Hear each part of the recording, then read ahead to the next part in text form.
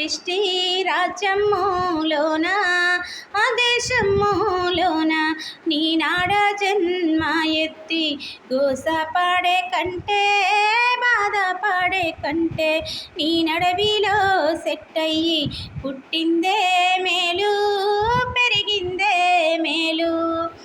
ఎలా రాసిన రాత ఎడిసిన దప్పదో కాల రాసిన రాత కడిగిన